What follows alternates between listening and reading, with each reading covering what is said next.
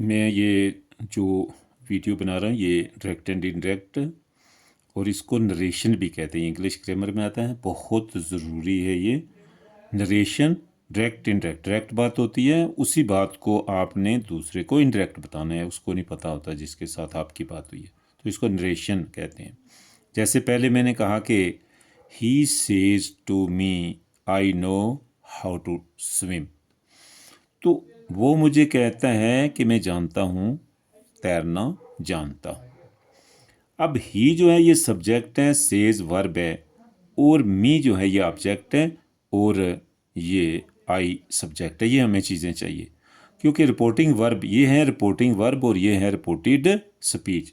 तो reporting verb में एक तो सब्जेक्ट चाहिए, वर्ब चाहिए, एक ऑब्जेक्ट, और रिपोर्टेड स्पीच का सब्जेक्ट चाहिए। और ये जो रिपोर्टेड स्पीच होती है ये ही की होती है। ही ये कहता है, अपने लिए कहता है। इसमें भी ही कहता है, इसमें शी का है, इसमें शी का है, इसमें यू का है, यू का है, ही का ही।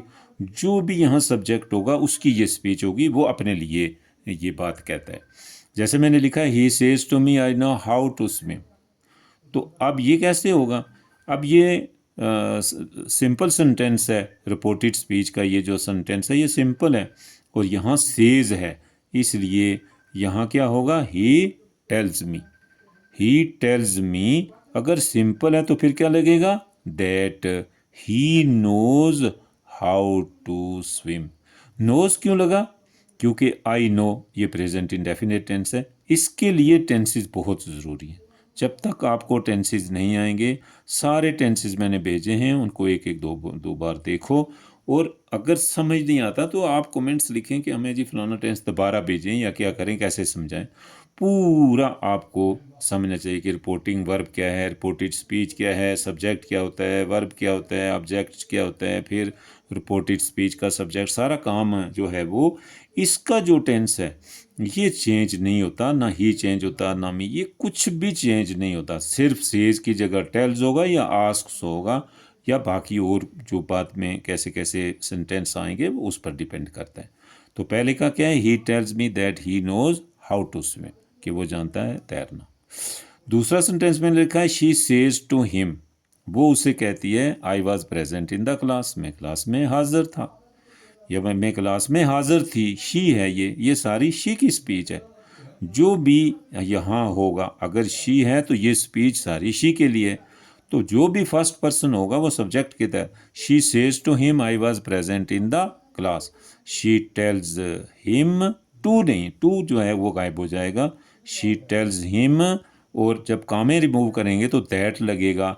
आई फर्स्ट पर्सन जो है वो शी है, that she was present in the class. क्योंकि रूल ये है कि वो मैं अभी लास्ट में बताऊंगा कि इसमें रूल्स क्या है।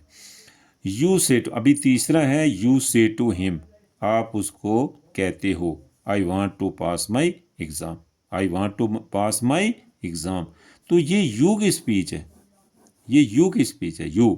तो जो भी यहाँ ये सब्जेक्ट है, ये वर्ब है, ये ऑब्जेक्ट है, तो you say to him I want to pass my exam, तुम उसे कहते हो कि मैं एग्ज़ाम पास करना चाहता हूँ, या लड़की भी हो सकती है, यू कोई भी हो सकता है। यू टेल हिम, क्योंकि ये सिंपल है तो क्या आएगा? से की जगह टेल, सेज होगा तो टेल्स, से होगा तो टेल, यू टेल हिम, और जब कामे रिमूव करेंगे दैट, आई की जगह क्या होगा? यू, तो that you want to pass your exam, I my हो गया, अगर यू होगा तो योर एग्ज़ाम। तो ये मैंने बता दिया फोर्थ के सिंपल होगा। अभी पांचवा जो है he will say to him, अब ये फ्यूचर इंडेफिनिट टेंस हो गया। तो इसमें मैंने इंट्रागेटिव सेंटेंस लगाया जी कि do you want to join my group, कि वो उसे कहेगा कि क्या आप मेरा ग्रुप ज्वाइन करना चाहते हो। अब देख लो यहाँ यू है, तो सेकंड पर्सन जो है वो कहाँ चेंज होता है? ऑब्जेक्ट के तहत। और फर्स्ट पर्सन, इधर देखो ये फर्स्ट पर्सन है, मतलब फर्स्ट पर्सन ही, आगे आई माई ये वो पोजीशन के लिए होता है, आई फर्स्ट पर्सन होता है, लेकिन आई के साथ पोजीशन के लिए माई लगता है। लेकिन do you want to my group, my का मतलब हिम। अब ये इंट्रोगेटिव सेंटेंसेस है, he will ask her, to चला जाएगा। तो ये इंट्रोगेटिव जब भी होते हैं तो से की जगह क्या लगता है, he will ask her if she wants to join my group है, तो ही का क्या बनेगा, हिज ग्रुप। ये इसलिए मैंने माई लिखा है क्योंकि यू लिखा है यहाँ, यू जो है ऑब्जेक्ट के तहत change, second person of the reported speech will be change according to the object of the reporting verb. और फर्स्ट पर्सन ये पोजेशन है, लेकिन फर्स्ट पर्सन के साथ तो आता है ना, first person of the reported speech will be change according to the subject of the reporting verb. तो क्या होगा, he will ask her if she, क्योंकि ये प्रेजेंट इंडेफिनिट टेंस है, यू के साथ तो वर्ब की पहली फॉर्म है, शी थर्ड पर्सन है, उसके साथ ऐसे ही आ सकता है, if she wants to join his group. अब इसमें सबसे ज़्यादा ज़रूरी ये है कि ये बहुत बार मैंने बताए भी हैं शायद रूल पहले भी, कि ये रिपोर्टिंग वर्ब है, ये रिपोर्टेड स्पीच है, इसलिए कहते हैं कि if the tense of the reporting verb is in the present indefinite tense और future indefinite tense, the tense of the reported speech will never change. क्योंकि इसमें प्रेजेंट इंडेफिनिट विल भी हो सकता है, शैल भी हो सकता है, से हो सकता है, से हो सकता है, शैल से हो सकता है, कुछ भी हो सकता है। तो ये दो चीज़ें याद रखनी हैं कि अगर टेंस रिपोर्टिंग वर्ब का जो है वो प्रेजेंट इंडेफिनिट टेंस या फ्यूचर इंडेफिनिट टेंस होगा, तो रिपोर्टेड स्पीच का जो टेंस है वो बिल्कुल चेंज नहीं होगा। लेकिन ये जो पर्सन हैं या इनको प्रोनाउन भी कहते हैं, ये चेंज होंगे और उनके साथ वही टेंस होगा। यानी नो है तो अगर डू नॉट होता तो फिर वही लगता प्रेजेंट इंडेफिनिट टेंस, डू या डज होता।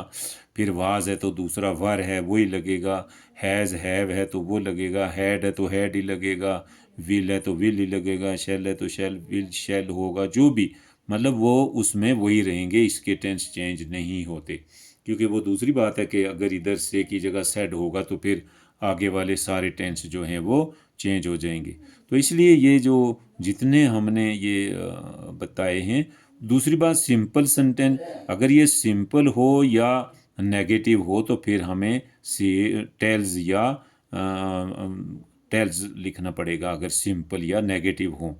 अगर इंट्रागेटिव हो तो क्या लगेगा, आस्क्ड। दूसरा, अगर सिंपल और नेगेटिव सेंटेंसेस हों तो उसमें दैट का हम इस्तेमाल करेंगे। अगर ये इंट्रागेटिव है, इंट्रागेटिव रिपोर्टेड स्पीच का सेंटेंस जो इंट्रागेटिव है और यहाँ कोई भी है, ये चेंज नहीं होते। ये मैंने कहा ना, बिल्कुल विल से ये कुछ भी आप चेंज नहीं कर सकते, ना इन सब्जेक्ट को चेंज कर सकते, ना आप ऑब्जेक्ट को चेंज कर सकते।